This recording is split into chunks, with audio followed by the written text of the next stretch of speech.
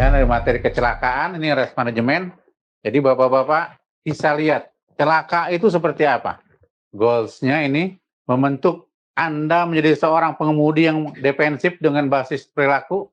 Kemudian output-nya teori dan praktek pengemudi memberikan feedback dalam asesmen yang dilakukan. Semua itu kecelakaan itu merugikan, Pak. Akibat kecelakaan bisa masuk rumah sakit, di penjara.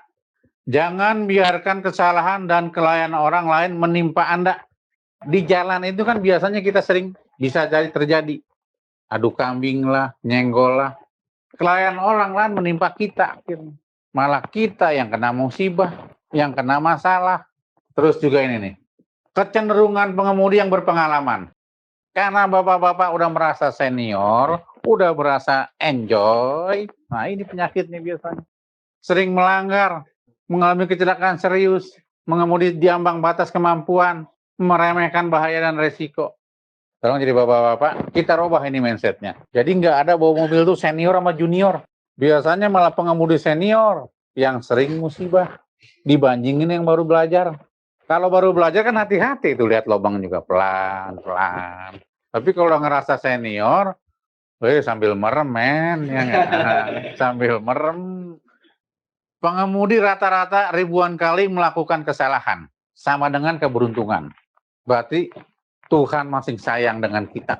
Tapi kalau sudah begini, karena musibah, baru kita akhirnya sadar bahwa kita ini sedang dicoba. Untuk sesi kedua ya, jalan raya nih. Jalan raya jalan milik bersama, Pak. Dari pengemudi, tukang beca, tukang jualan somai, tukang segala macam ada, Pak. Kita bisa lihat. Ada yang boti dah, keramaian, kabut segala macam. Sampai apa ini? Kerbau, binatang juga namanya di jalan umum.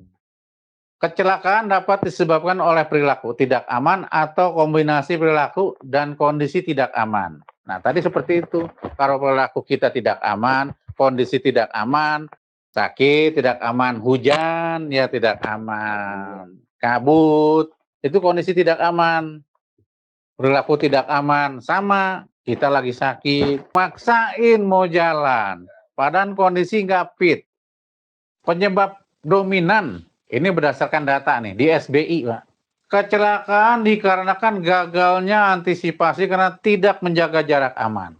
Jadi karena perilaku tidak aman, kemudian jalan yang tidak aman, gagal antisipasi ini, Pak. Itu yang sering terjadi. Tapi kalau kita antisipasi, kita jaga jarak, kita lihat pergerakan mobil depan kita. Wah, mau berhenti nih. Nah, kita siap-siap ngerem. Ya kan? Kalau itu jalan kanan masih kosong, nggak ada orang, kita buang ke kanan.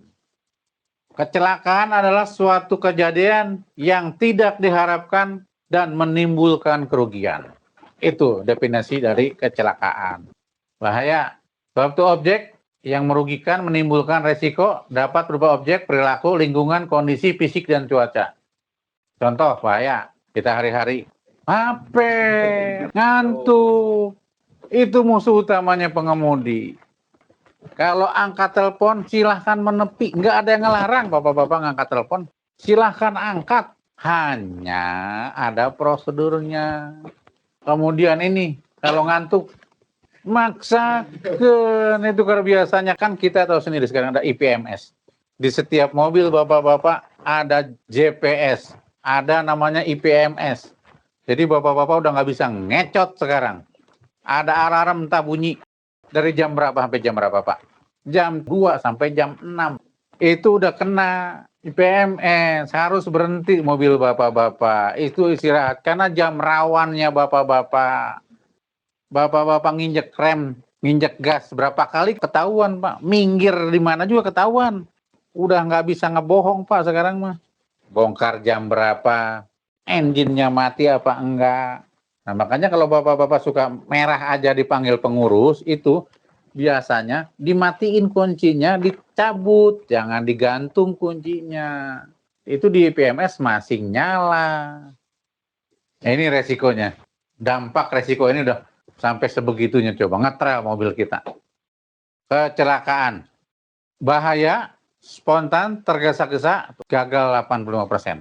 Jadi kalau bapak-bapak lihat pergerakan, lihat kendaraan di depan, lihat kendaraan di samping, Makanya Bapak-Bapak harus fokus terhadap kaca spion kiri kanan. Karena apa? Ada di situ yang tidak terlihat. Itu blind spot banyak yang terjadi.